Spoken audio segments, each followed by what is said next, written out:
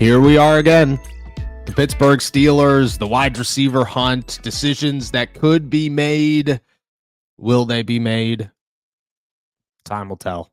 But there's another name out there that the Pittsburgh Steelers could find themselves looking at in the wide receiver market, a name that might make sense to some, might not make sense to others.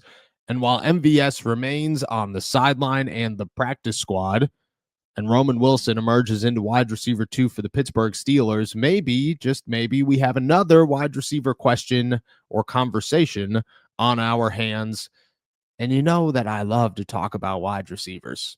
You know, we all love to talk about wide receivers. Really, in a dream world, one day we all wake up and the Steelers have 3 wide receivers and there are no more questions about them. And we never, ever, ever again need to sit down and discuss the wild free agents that could be out there that the Pittsburgh Steelers could explore. We'll never again have to sit around and wonder how hard or how often will Omar Khan chase a wide receiver 2 to bring to Pittsburgh to join his offense.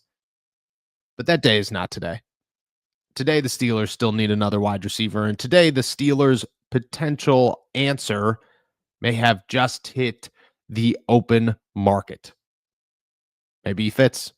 What's going on, everybody? Thank you for jumping on to another episode of Steelers to Go, your daily dose of Pittsburgh Steelers news and analysis. Find us on youtube.com/All Steelers Talk. Check us out anywhere you get your podcast. Before we get going here, hit that like, hit that subscribe button. Can't thank you enough. I come to you every Monday through Friday. A little bit of news, a little bit of analysis. Today, we're talking about a new free agent wide receiver who has hit the market, a name that you go back 2-3 years, maybe we're talking. You go back 5-6 years, we're definitely talking. A guy that at one point was considered one of the fastest, most dynamic players in the NFL, who was tearing up the city of New Orleans, who was doing big things with big quarterbacks and making money in the process.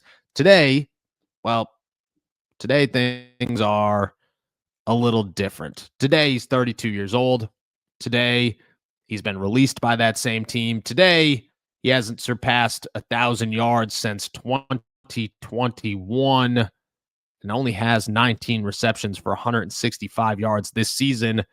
And last season, in just 10 games, had 259 yards and 3 touchdowns. His last full starting season comes in 2023 when he had 657 yards on 54 receptions for 8 touchdowns, which 8 touchdowns isn't bad. If we're playing fantasy football, you're having yourself a year. Right now, he's got just under 10,000 career yards, 60 touchdowns, 729 receptions. He's played for the New Orleans Saints, the Houston Texans, the Los Angeles Rams, the Dallas Cowboys, and even the New England Patriots that I don't think anybody remembers him playing for at all. As of yesterday, the New Orleans Saints have released longtime wide receiver Brandon Cooks, who is now looking for a new home at 32 years old. And the Steelers, a week ago, you would laugh if you brought them up and said, should they bring him in? Why would they do that? The trade market's here. Go look for a Jalen Waddle or a Jacoby Myers or a Rashid Shaheed or a Calvin Ridley or anybody else, but don't go sign a 32-year-old Brandon Cooks. That was a week ago. Today you sit here and you go, the MVS experiment has already failed.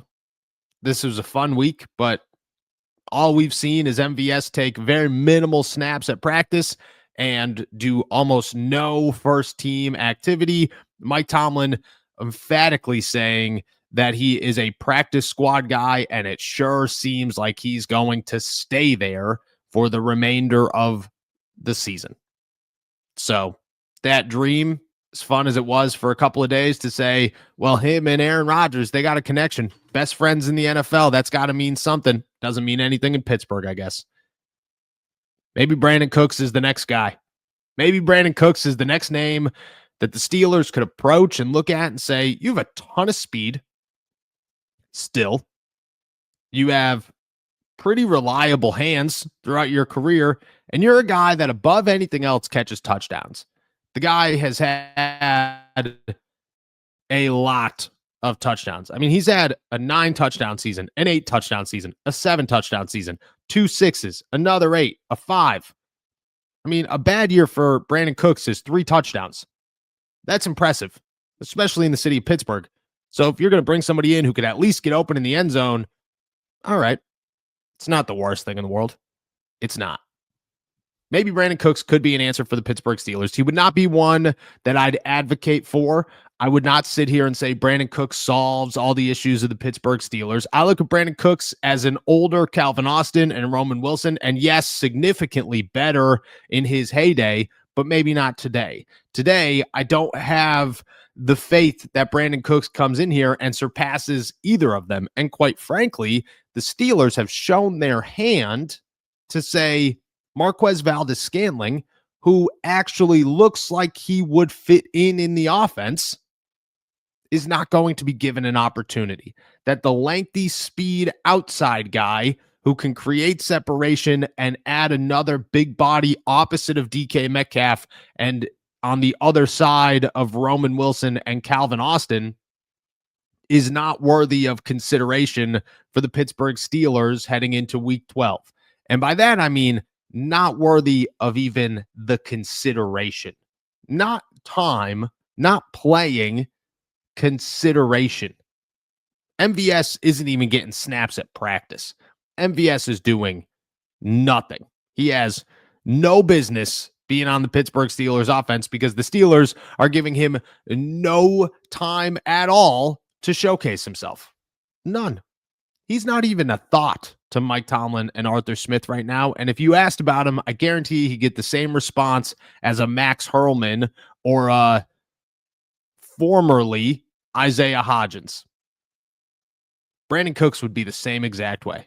The only difference is that if Brandon Cooks signed with the Pittsburgh Steelers and the Steelers brought him in, he'd be another Roman Wilson and Calvin Austin who played the same position and role as Roman Wilson and Calvin Austin, which means that he's just going to be on the practice squad with even less of a chance to make his way onto the 53-man roster because instead of fighting with Ben Skoranek for playing time, he's fighting with Scotty Miller, Roman Wilson, and Calvin Austin. He would never, ever, ever make his way onto the 53-man roster, ever. I'm still skeptical if the Steelers are ever going to bring Asante Samuel Jr. up to the 53-man roster, but I could tell you that MVS is not anywhere close to making his way into a Pittsburgh Steelers uniform on an NFL Sunday. Just not happening. Brandon Cooks, again, in his heyday, great. A fantastic addition. And if he was better than Roman and Calvin, I'd say bring him in. No questions asked. Who cares if he plays the same position? You have a guy who's better. I don't care that he's 32 years old. You're trying to win a Super Bowl. That's how I view all these things. If the Steelers are still a Super Bowl team, which they view themselves as a Super Bowl team, then it does not matter who you're bringing in. If you're not giving up a first or a second round draft pick where you could still consider going to get a quarterback in next year's draft, you are not hurting the future by signing Brandon Cooks if Brandon Cooks was good. But right now, Brandon Cooks is a guy who hasn't had 600 yards in 3 years. And that 600 yards was with the Dallas Cowboys, who throw the football more times than the Steelers do in a 5-year span. It's not going to work. I think the best advice is to continue to work MVS, is to continue to hope that Roman Wilson takes those steps forward so that he truly can cement himself as wide receiver 2, which I talked about yesterday. And then if you really need a Brandon Cooks in a couple of weeks, sure, great. But I think Scotty Miller might be just as good as a Brandon Cooks. And I think Scotty Miller might be talented enough that if you truly needed him in a pinch late in the season, he could catch you a couple of footballs. He could do what needs to be done. But I don't think that you got to go out there and grab another 32-year-old wide receiver to add to your practice squad to say, we're looking, but we're not really looking.